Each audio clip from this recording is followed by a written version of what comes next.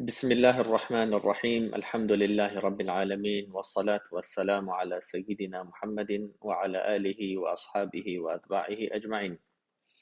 Alhamdulillah, we are given the tawfiq to continue our lessons on Arabic grammar and Nahu.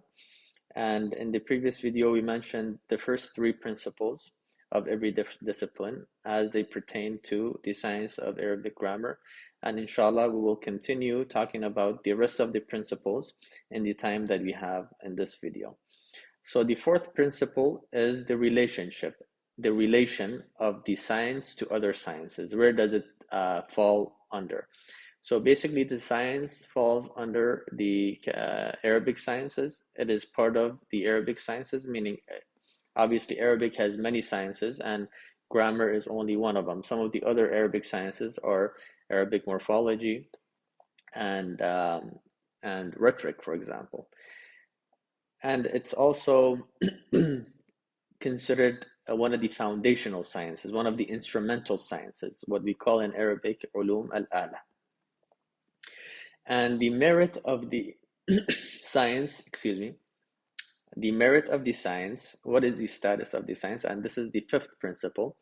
Its merit and status are very high since through them, or since through the science of Nahu, Arabic grammar, we understand the speech of Allah subhanahu wa ta'ala. So what gives Nahu its merit and its status is what allows us to understand. It allows us to understand the speech of Allah subhanahu wa ta'ala.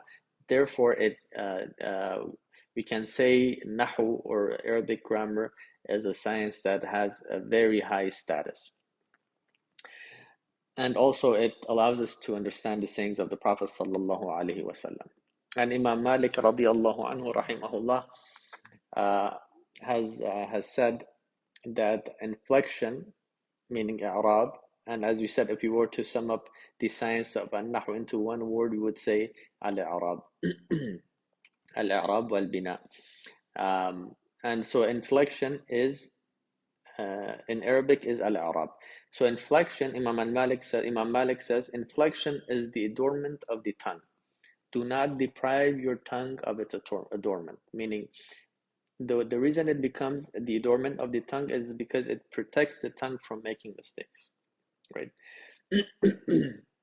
So when it comes to speech, mistakes are ugliness and correct speech is beauty, right? So that is why Imam Malik radiallahu anhu puts it in such a beautiful manner. It states it in such a beautiful manner.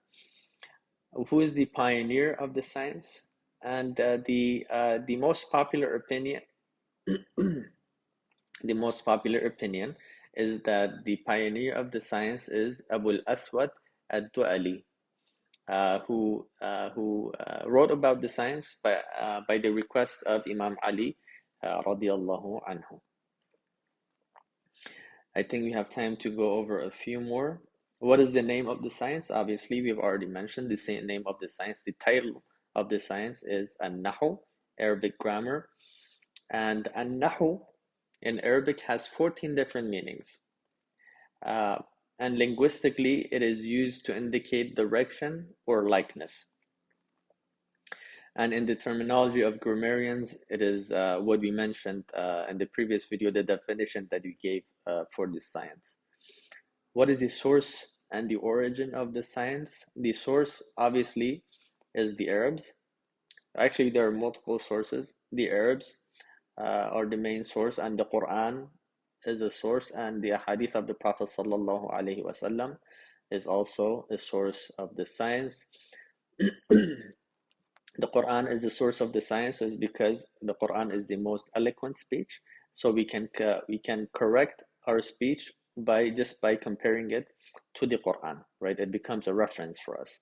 And also the hadith of the Prophet sallallahu alaihi wasallam are a source of the science because we can correct our speech by also comparing it to the speech of the Prophet sallallahu alaihi wasallam because he was the most eloquent of Arabs. And the ninth principle is its ruling. What is the ruling of the science? The ruling of the science, the religious ruling, is that it is fard kifaya, meaning if a group of people in the community learn it and teach it, no one will be considered a sinner.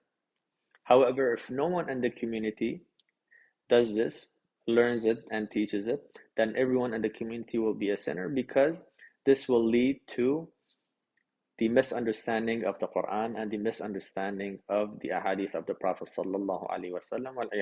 May Allah protect us from this.